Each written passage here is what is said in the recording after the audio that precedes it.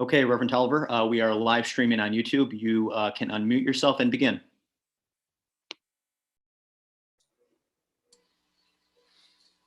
The program committee meeting of the Commission on Chicago Landmarks is now called to order. My name is the Reverend Richard Tolliver. I am a member of the commission and serve as the chair of the program committee. I will be presiding over the meeting today. Also a commission member and part of the program committee is Sullen Burns.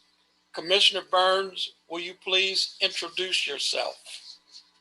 Good morning, everyone. My name is Sue Ellen Burns, and I've been a member of the Commission on Chicago Landmarks for just about a year, and I'm very pleased to be joining Reverend Tolliver on the program committee. Thank you. Thank you. Last year, Governor Pritzker signed Public Act 101-0640, making certain amendments to the Open Meetings Act so that we, along with the other boards and commissions, can continue to host virtual meetings during this COVID-19 public health emergency, provided that certain conditions are met. One of those conditions is that Chairman Wong, as head of the Commission on Chicago Landmarks, determines that an in-person meeting of the Commission on Chicago Landmarks is not practical or prudent. I want to make sure our virtual meeting meets all the conditions of the Open Meetings Act as amended. Therefore, I want to state, pursuant to the newly created Section 7E2 of the Open Meetings Act, that Chairman Wong has determined that an in-person meeting of this program committee of the Commission on Chicago Landmarks is not practical or prudent. Similarly, Chairman Wong made a determination pursuant to the newly created Section 7E5 that because of the disaster as declared by the governor, it is unfeasible for at least one member of the Commission on Chicago Landmarks or its chief administrative officer or its legal officer to be physically present at the meeting place, inasmuch as there is no physical meeting place. Pursuant to a resolution adopted by the Commission on Chicago Landmarks on June the 4th, 2020, regarding the chairman's emergency rulemaking powers, Chairman Wong has issued an amended emergency rules governing the conduct of remote public commission meetings and provisions for remote public participation, effective January 19, 2021. These rules were posted on the Commission's website. In line with these emergency rules, today's program committee meeting is a virtual meeting being simulcast to the general public via live streaming. In light of the virtual nature of today's meeting, it has been structured to minimize the chances for technical difficulties. Aside from those members who have submitted suggestions for consideration at today's meeting, other members of the general public have been encouraged to submit written statements in advance of the meeting. Any comments received have been posted on the Commission's website and are available for public view during the virtual meeting at www.chicago.gov/ccl. Members of the public desiring to speak at today's meeting were required to register before the meeting. Individuals who submitted suggestions for landmark designations by the January 19th deadline communicated with staff regarding their desire to speak and will be available to do so today. The program committee is a standing committee of the Commission on Chicago Landmarks. Its main purposes are to give an opportunity for national registered nominations to be heard and for the public to make suggestions for new City of Chicago landmark designations. There will be no votes taken today. Aside from those who have submitted suggestions, no one has registered to speak on the agenda, and there are no national registered nominations to be heard. So we will go to the only agenda item for today, the suggestions received by staff for new landmark designations since our last meeting on January 22nd, 2020. The program committee will now hear statements concerning 9 of these 11 properties. I will read the remaining 2 suggestions from individuals who were not able to attend today. I will read each suggestion one at a time and will call on the person who submitted it to identify themselves and the organization they represent, if any, and then make a brief statement regarding the suggestion. Please try to keep your comments and presentation, if any, under 5 minutes. When your name is called, please turn on your video and unmute yourself so we can see and hear you. When the next agenda item is called, please turn your video off and mute yourself again.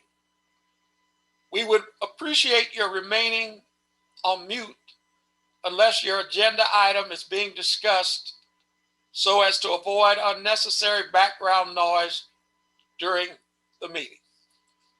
I will now begin calling on our speakers.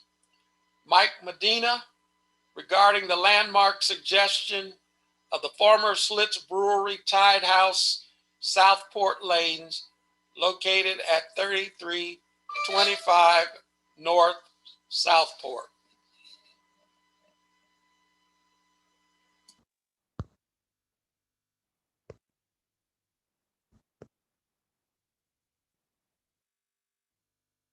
Good morning.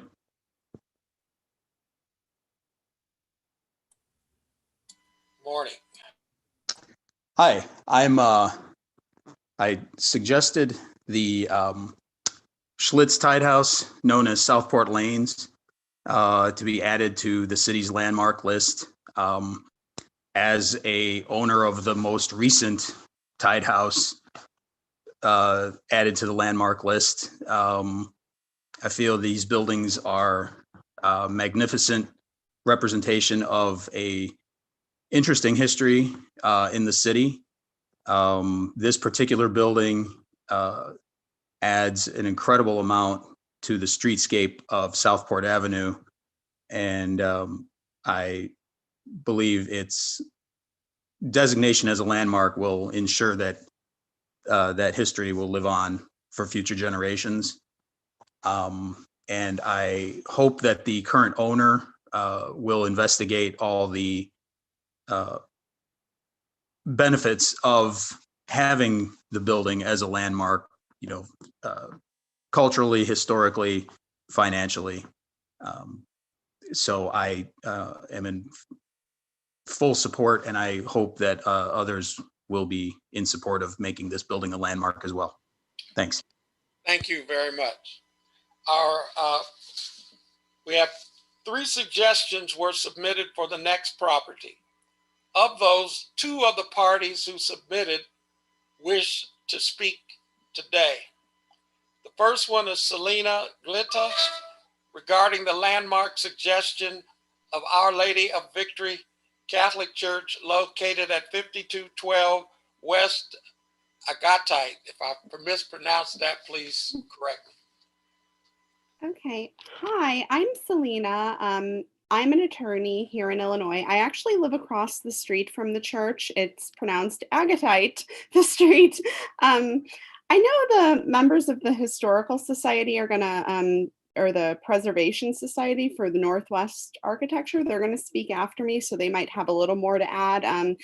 I decided to speak today just because I really have a personal interest, just living across the street, I see every day, it's a really beautiful building. And, it reminds me of the churches in Europe, the way it's built. There's a few other Catholic churches around the area, but they sort of just look like buildings.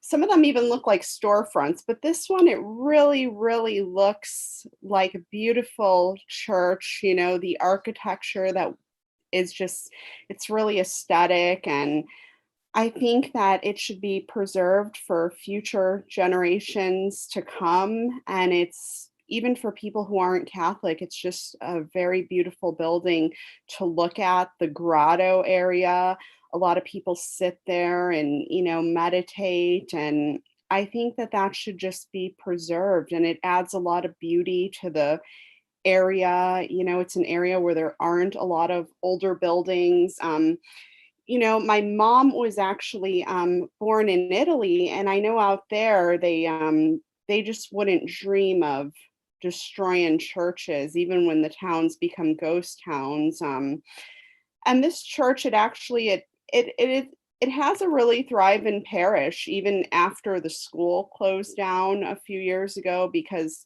let's just face it, private school is a luxury. Not all parents can afford it, but the church is beautiful, and I think that the building of the church, it should be, preserved for generations to come. And I don't know if it's going to go through the rest of the pictures. I just want to, yeah. So it's a tan color Spanish style exterior, and then the interior has a lot of warmth too. If we could just kind of go through them really quick. That's the lower chapel. It's a 2-chapel church. The lower chapel is the oldest one. I believe this one was constructed in the 20s. So the church itself, it's almost 100 years old. If we could flip through the next. And this is the upper chapel. It's very beautiful. And just the marble and everything. The stained glass windows are very detailed.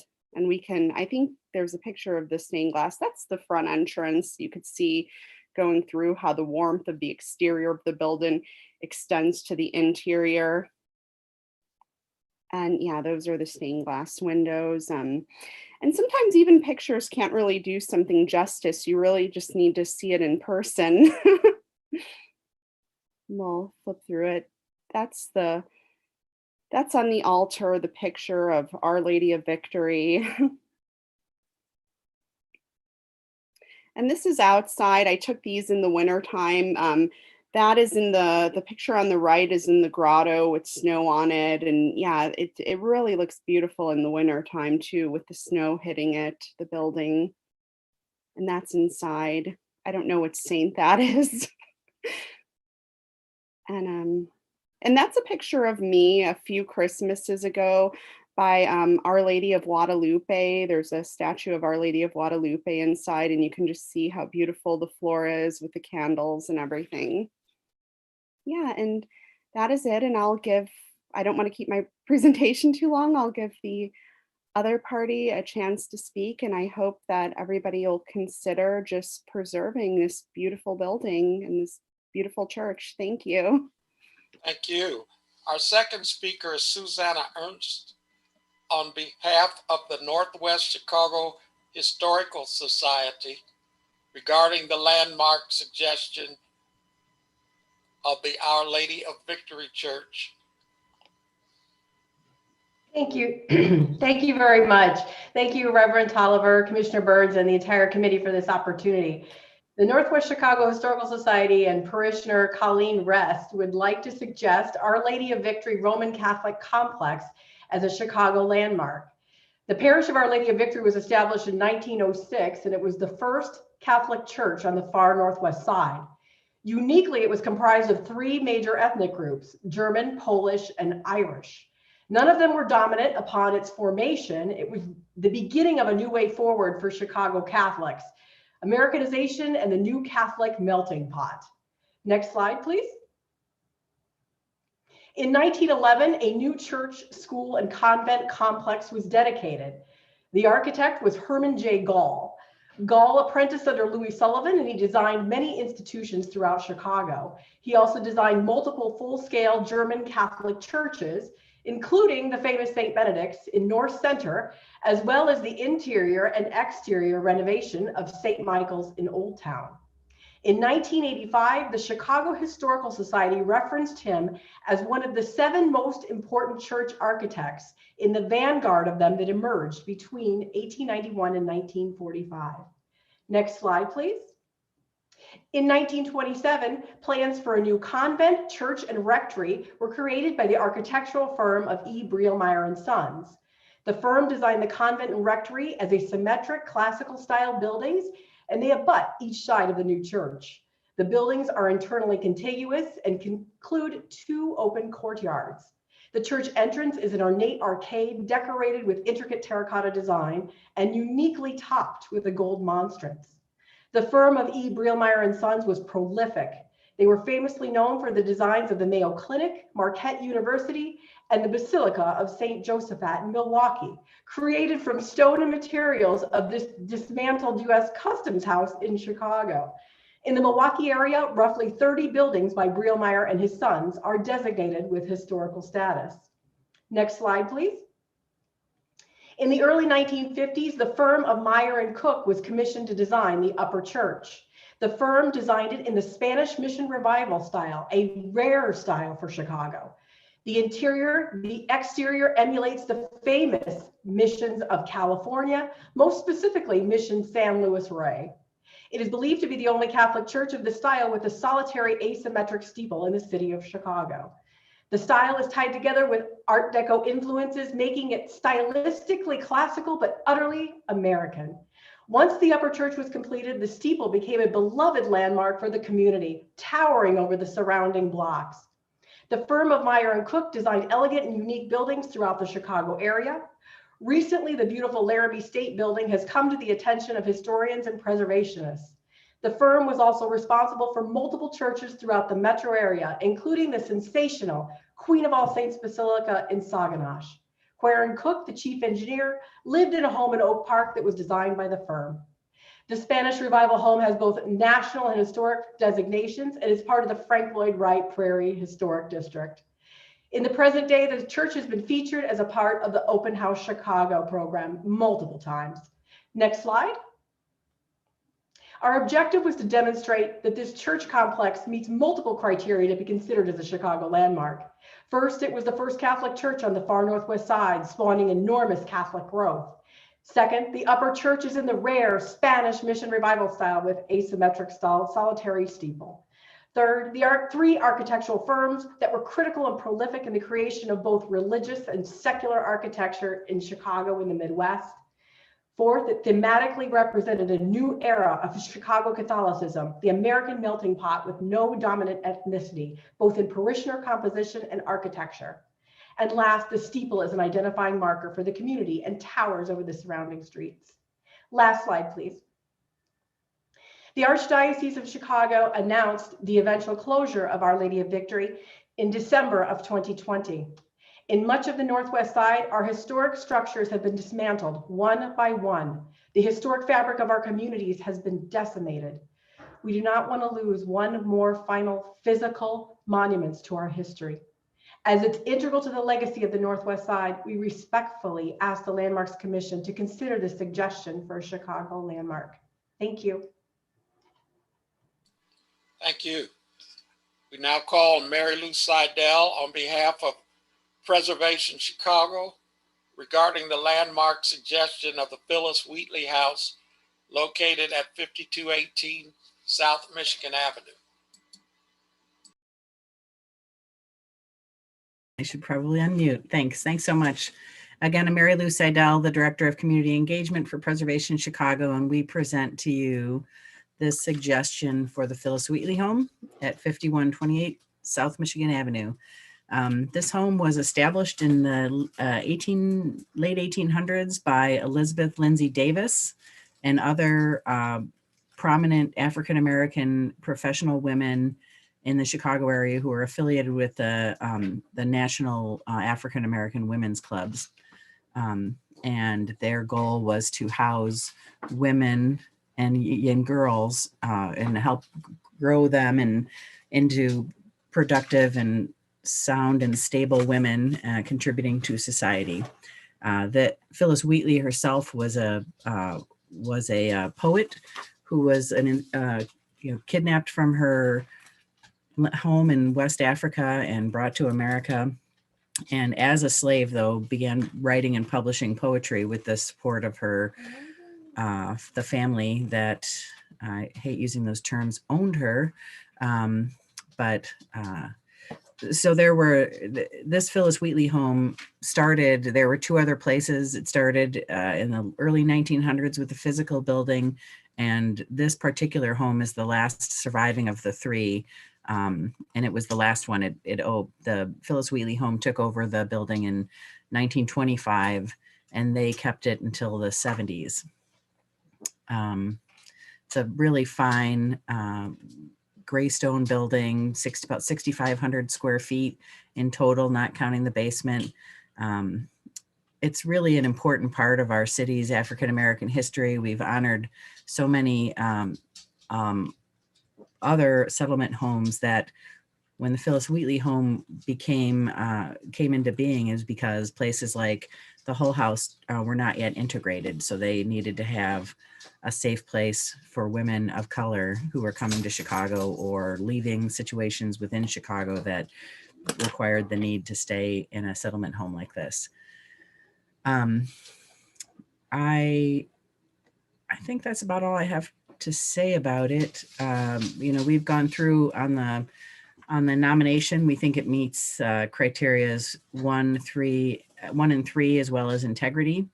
As you can see, there is some significant deferred maintenance issues on this building. I would say it goes a little bit beyond deferred maintenance, but we have an owner who's supportive of this building being landmarked and wants to get the building up to code and functioning again as both a living space and maybe a community space as well. Thank you. We call on Mary Lou Seidel again on behalf of Preservation Chicago regarding the landmark suggestion of the Central Park Theater located at 3535 West Roosevelt Road.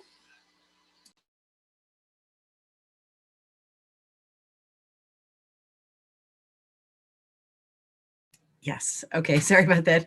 The Central Park Theater is as Blanche Killingsworth, who is the president of the North Lawndale Historical and Cultural Society, calls this is the mothership of the Balaban and Cats and Rap and Rap collaboration. This was built in 1917, their first project together, quickly followed by other collaborations in Chicago. But this was the first, built in 1917. It was a grand theater for the community until the late 1960s. And then the House of Prayer Church of God in Christ bought the theater, held its services there, had a lot of great community meetings there. And, they would have spaghetti dinners with rival gangs would come to the church and break bread together. They've operated their church has held its services in the auditorium up until just a couple of years ago. They are addressing some emergency repair needs, dealing with water infiltration and some obviously connected roof issues. But there is the owners are excited and interested in becoming a landmark. There's a strong collaboration of partners, including architects, and we had Jenny Elsner prepare building condition assessment. We have attorneys from Northwestern University, offering pro bono assistance and support throughout this endeavor. We have the School of the Art Institute Office of Community Engagement involved, the Jewish United Fund, Preservation Chicago, obviously, the North Lawndale Historical and Community and a Cultural Society. So we have a really strong group of people ready to bring this theater back to its glory on the west side of Chicago. Thank you. We now call on Ward Miller on behalf of Preservation Chicago regarding the landmark suggestion of the Union Station Powerhouse located at 301 West Taylor Street. Yes, good morning. Can you hear me, commissioners? Yes. Okay, thank you very much. Good morning, Commissioner Tolliver and Commissioner Burns. Ward Miller with Preservation Chicago. I'm the executive director of a non-for-profit organization in Chicago. This is the Union Station Powerhouse. It's located at 301 West Taylor, but most people really recognize this building as a powerhouse that they see from the Roosevelt Road Bridge that you see in the distance. And this is part of Chicago's great railroad history. We've lost so many of our significant grand buildings and terminal stations with just Union Station's head house left, and a few of these railroad buildings. But you know, the railroads were so responsible for Chicago's growth and so tied to its early formation as a major city. And this building is by Graham Anderson, Probst and White, the same architects that designed Chicago Union Station. So it's really part of that Union Station complex, which half of it, of course, has been destroyed. We lost the concourse building in 1968. And this building is about a mile due south of there along the river. Graham Anderson, Probst and White, the architects as mentioned earlier, designed many Chicago landmarks that we've supported over time at Preservation Chicago, including the old Main Post Office, which is really a successful development. We're very proud to be part of that, but also places like the Merchandise Mart, Union Station, as mentioned, the Field Museum, and a whole host of other buildings. Graham Anderson, Probst and White came out of Daniel Burnham's firm, if you will. It was the successor organization and architecture firm.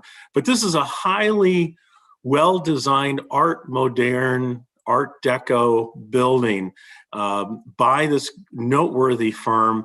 It's very austere. It's located on the Chicago River, and it's been sitting empty for a number of years. It was the former power plant or powerhouse for Union Station. And it's really an iconic building that you see even from the I-94 expressway. And Amtrak, its owner, wants to demolish this building. And we think that's a travesty. They're talking about $13 million to clear this building away for either a parking lot or a maintenance shed right on the Chicago River.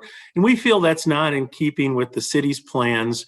And also we'd lose a remarkable structure from 1932, 1933 on the river. This is where the Chicago architecture tour boats turn around in this basin. And it's oftentimes talked about as a site on that tour. And it would be a terrible loss to lose this great building. Again, a rare, extremely rare example of a powerhouse in this style, this really super modern building built right on the Chicago River. And of course, this is near where the Riverwalk will be extended over time. But we feel that this really does connect on 4 different criteria for landmark, including value as an example of national heritage tied to Chicago's connection to the national railroad network. Also exemplary architecture, work of a significant architecture, and a unique and distinctive visual feature prominently placed on the Chicago River. Just as a side note, we do have an interested party a very well-known developer partnership that wants to turn this into a data center.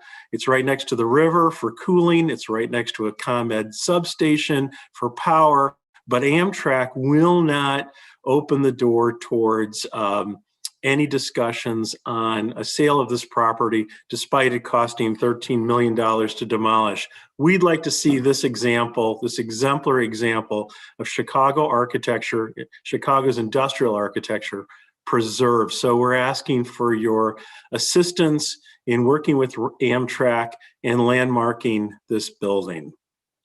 And we're, just so you know, we're having some upcoming Section 106 meetings and hearings on this building. And it'd be wonderful to see this building resolved. The 78 and the University of Illinois research development is happening across the river. It would be terrible to replace this building, to lose it, and not only lose it and spend all this money tearing it down, but to also replace it with a maintenance shed or a surface parking lot. So we really want to encourage the structure be preserved, retained, and restored, as well as landmarked. And we have the team ready to do it. Thank you. Thank you. We call on Ward Miller again on behalf of Preservation Chicago regarding the landmark suggestion of the former Schlitz Brewery Tide House La Luce Restaurant located at 1399 West Lake Street. Well, thank you again. And for the record, Ward Miller, Executive Director of Preservation Chicago. And thank you for entertaining the second option this morning. This is the former La Luce restaurant, but it was built as the Lake Street Schlitz Tide House. And it was built in 1892. And, you know, oftentimes when we think of these Schlitz Tide houses, they were buildings that were tied to the Schlitz Brewery in Milwaukee, Wisconsin, and they served Schlitz products. But oftentimes when we see these, and we've got a number of these landmarked, we see them with the typical Schlitz belted globe, if you will. But that's not apparent here because this building was built a year before that. And that Schlitz belted globe was introduced in our city a year later after this was built at the Columbian Exposition, the Chicago World's Fair of 1893, where Schlitz debuted its belted globe logo that we see on all the other Schlitz Tide houses that came after the World's Fair. So this is really a rare example of an early Schlitz Tide house from 1892.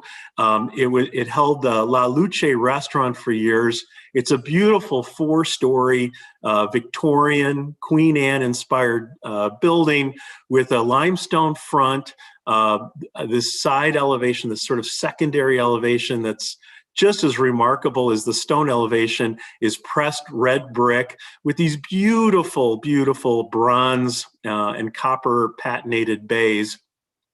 And this is just a remarkable building, so much so that when it was threatened with demolition, and it's an orange rated building, it's on the 90-day demolition delay list, we started a very friendly change.org petition to encourage the city to landmark this building. And as of this morning, it has 7,600 petition signatures in favor of a landmark designation, just to show the support on a broad level, as there are not a lot of residents that currently live in this immediate vicinity. But a remarkable building that just people love and assume is a landmark. So we'd like to see it join the other Schlitz Tide houses in the Schlitz district of Tide houses. And on the east elevation of the building is a painted ghost sign, very faintly discernible, but it shows the Schlitz logo. And if you get a view from the rooftop next door, you'll also see a painted belted globe on the side of this building. So it'd be on the east side of the building, just opposite of what you're seeing. We have attributed the building to one of two firms. It was built by Edward Uline of the Schlitz Brewing Company. We have that documented, but it's either Clay and Lang, or Key and Lang as it's sometimes sometimes referred to, or Froman and Jebsen. And at the time that this was built, the architect was not always required on the permits, if you will, the permit cards. But we've narrowed it down to those two firms as they were working with Edward Uline and the Schlitz Company at that time. And we have remarkable support for this building. We really want to encourage this really wonderful, beautiful, iconic building to be landmarked and considered for landmark designation. So thank you. Thank you. Diane Gonzalez, regarding the landmark suggestion of the former North Federal Savings Bank Wind Trust located at 100 West North Avenue. Good morning. Let me suggest Wind Trust Bank at 100 North Avenue as a possible landmark. I'm Diane Gonzalez, a longtime preservationist, a member of the Old Town Triangle's Historic District Committee, and a member of Preservation Chicago's board. This bank meets 3 criteria for landmarking. Criterion 1, it's a critical part of Chicago's history. Wind Trust Bank sits at the intersection of Clark and North Avenue. Built in 1961 for North Federal Savings and Loan, in recent years, the building has housed Diamond Bank, and as you can see today, it is Wind Trust. The building's about 60 years old, but North Federal Savings and Loan's roots go back much further than this building. This is their 3rd home. And in 1886, a group of Northtown businessmen, Northtown, of course, being the name of the neighborhood back then, they met to organize a building and loan so that neighbors could purchase homes with loans. The organization got together on Tuesdays above Kemper's Hay and Feed Store at North and Halsted, a few blocks west of here. Each member put in from about $200 to $2,000. It is said that this was the city's first financial institution north of the Chicago River. Its loans helped transform the neighborhood from truck farms to city homes. During the Depression, North Federal remained open and its customers never lost a cent. During the urban renewal years of the 1960s, the bank provided numerous loans for neighbors' renovations and home purchases. It represents Chicago history. Criterion 4 is the second one. That's important architecture. It's a distinct small work of Nace and Murphy architects who are well known for commissions including the Prudential Building, 1955, the Jardine Water Filtration Plant from 1952 through 1963, the Sun Times Building, 1958, although that was demolished 2004, and O'Hare Airport's Master Plan from 1956. Its cutting-edge design represents the change from earlier bank architecture where safety and security were paramount rather than this openness. You can peer inside through the 3-sided glass curtain wall, and the interior likewise is very light and airy. It's different from the solid, somber banks of old. Built 2 stories high with steel columns and polished aluminum mullions, the glass and steel box is inviting and simple. It sits next door, across the street, I should say, from the Distinguished Chicago History Museum and next door to the massive Moody Temple. So this, the contrast among these, it's eye-catching to look at this bank. Inside, it has an intriguing floating staircase, hovering mezzanine, an elevator shaft resembling stacked coins. To some extent, this well thought out structure is inspired by Mies, but it isn't Miesian. The architect is doing his own thing. The argument that this isn't Mies is true, but it's irrelevant. Modernism has many threads.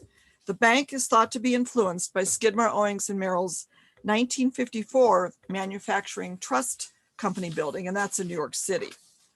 Look around at some of today's neighborhood banks, fine as they are, including Fifth Third by us.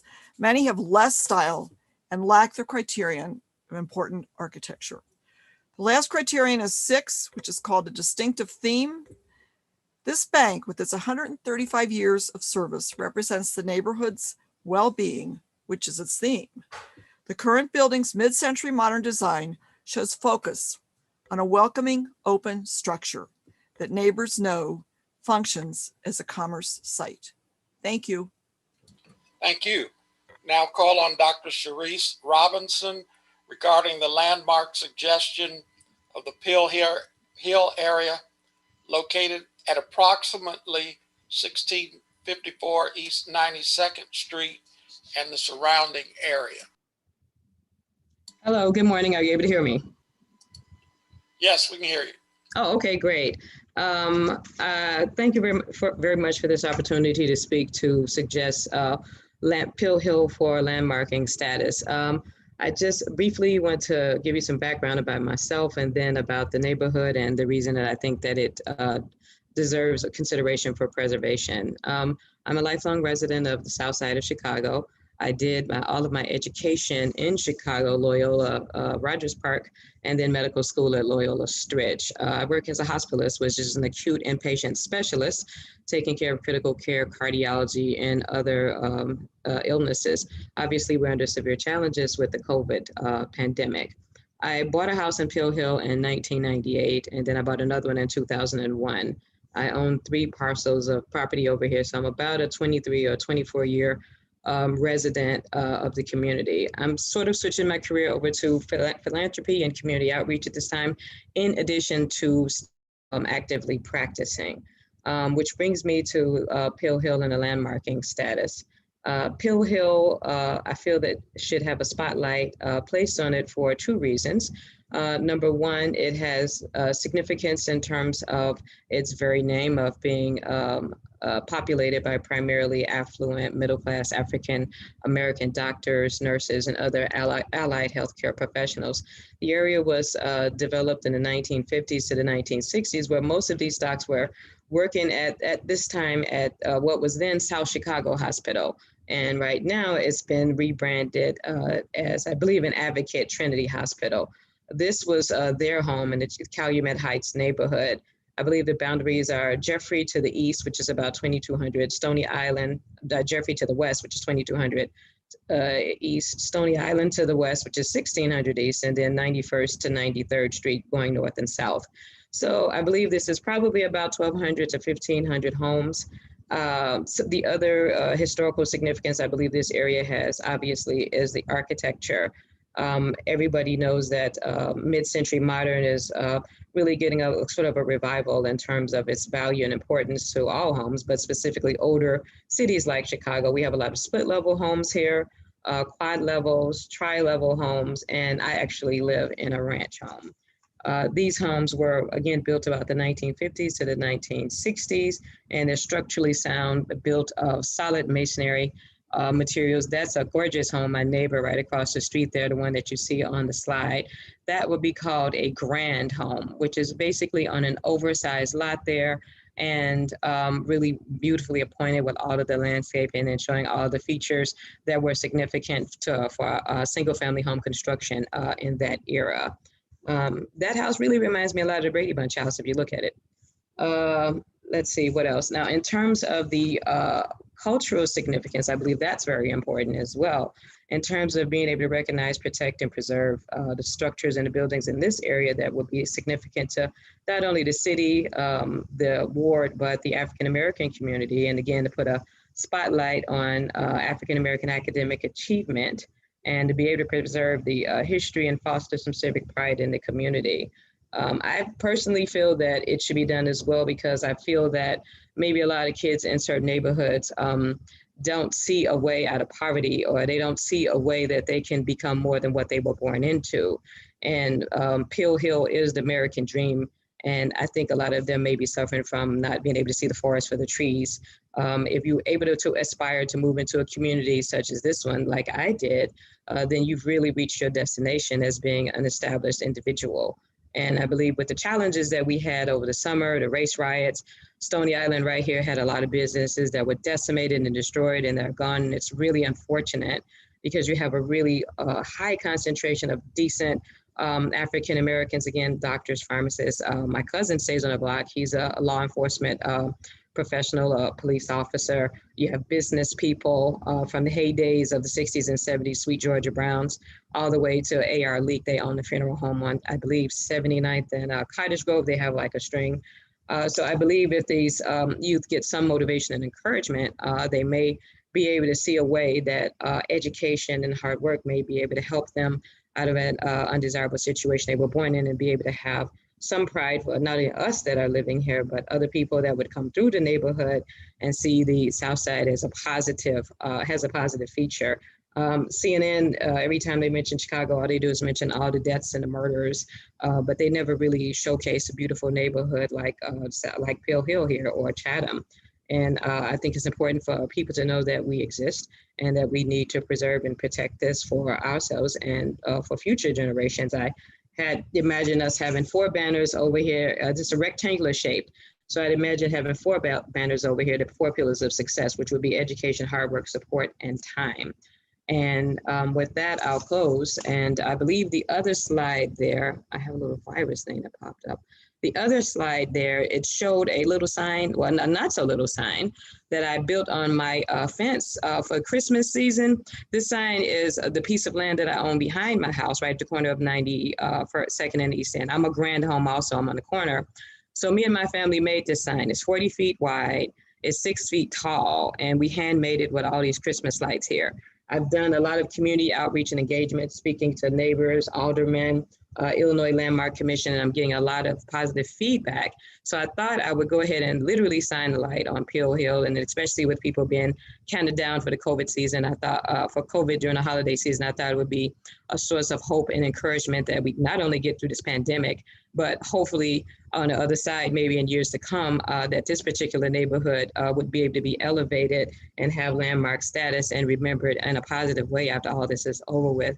And finally, the 2 little license plates you'll see there, those are my little whimsical license plates that I got. My vanity license plates, I got Pill Hill and Pill Hill on both of my cars. So if you see either one of those cars going past, that would be me on my way to the hospital going to work. Okay? And with that, I'll close. Thank you very much. Thank you. Richard Mims, on behalf of CVS High School Restoration Project, Inc., regarding the landmark suggestion of CVS High School located at 2100 East 87th Street.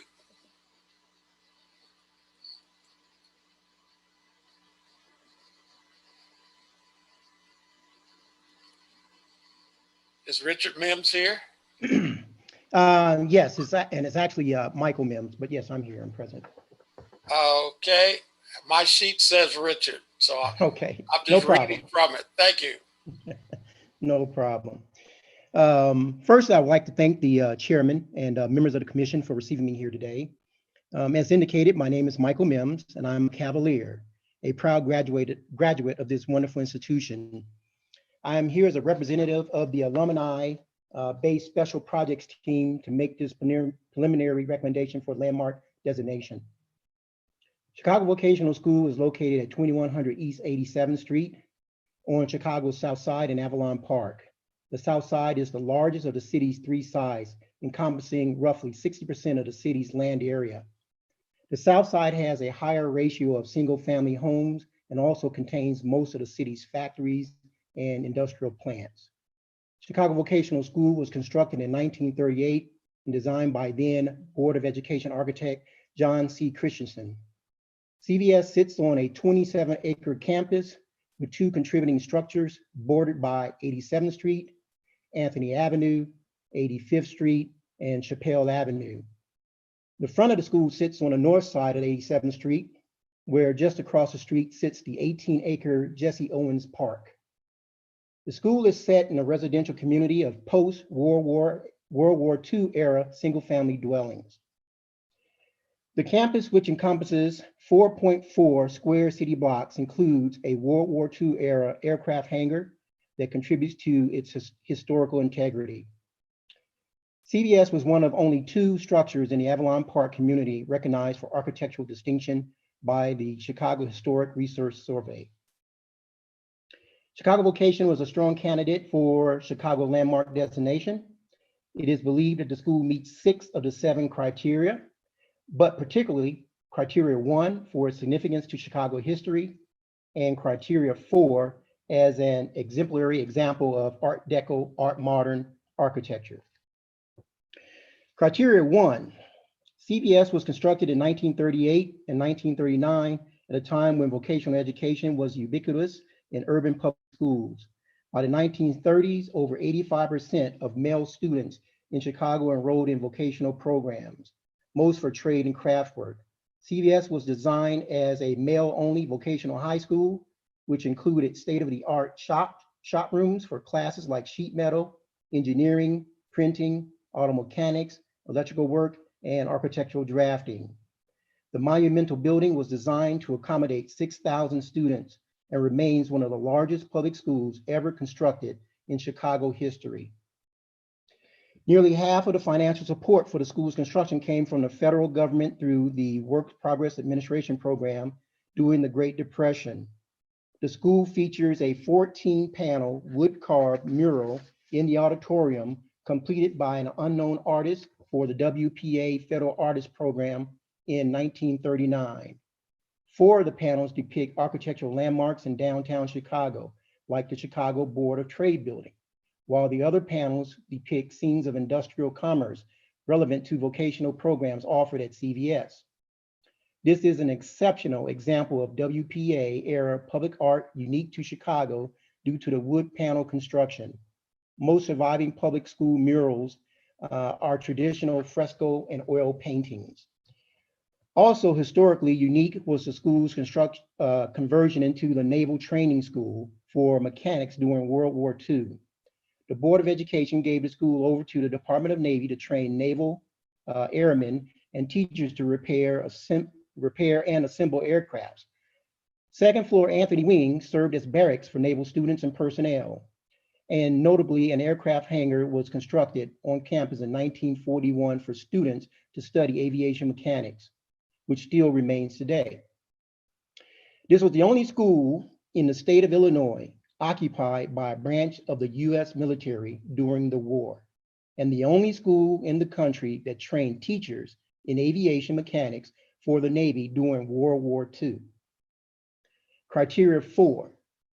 Art Deco is a style of visual arts, architecture, and design that first appeared in France before World War I.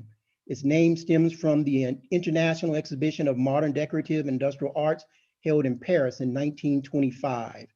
In 1930s, a sleeker form of Art Deco called Art Modern emerged, featuring curving forms, smooth polished surfaces, giving way to more functional and unadorned styles of modern architecture. Chicago Vocational High School is an architectural icon on the south side of Chicago and blends Art Deco and Art Modern design. Its mostly notable exterior features are dramatic curved limestone facades. Repeating vertical lines in the facades draw the eyes skyward to suggest modernity and progress. This design is characteristic of Art Deco skyscrapers constructed in Chicago during the 1930s, like the Chicago Board of Trade building, but is rare in low-rise schoolhouses. In fact, Chicago Vocational School is the largest Art Deco, Art Modern building in Chicago that is not a skyscraper. And for these reasons cited, this magnificent facility should be preserved. Application has been made to the National Historical Landmark Registry, for which I'd like to submit a copy of the Chicago Landmarking, copy to the Chicago Landmarking Commission as supplemental data. A petition has been circulated concerning the landmarking of Chicago Vocational School, which has garnered 6,500 signatures in support. Once again, I'd like to thank the chairman and attending commissioners for allowing me to present the virtues of Chicago Vocational High School here today. I look forward to additional opportunities to engage with you and ultimately fulfilling the objective of preserving this most excellent candidate for landmark designation. Thank and you. On that, I will close. Thank you. In addition, the following 2 individuals could not attend, but I will read the suggestor's name and the property that was suggested. Roger Boreal made a suggestion that the home of Elliot Ness, located at 10811 South Prairie Avenue, be considered for landmark designation. And Tamara Wobleski made a suggestion that the Sears store at 6 Corners, located at 47 West Irving Park Road, be considered for landmark designation. Thank you all for your suggestions and for taking the time to share your thoughts and information with us. All of the suggestions will now be given to the Historic Preservation Division staff for further review. The meeting is now adjourned. Thank you for attending. Have a good day. Thank you, Commissioners. Thank you, staff. Thank you. Thank you. Thanks everyone for your time and for your attention. Have a good day. Talk to you later. You too. Stay healthy and well, everyone.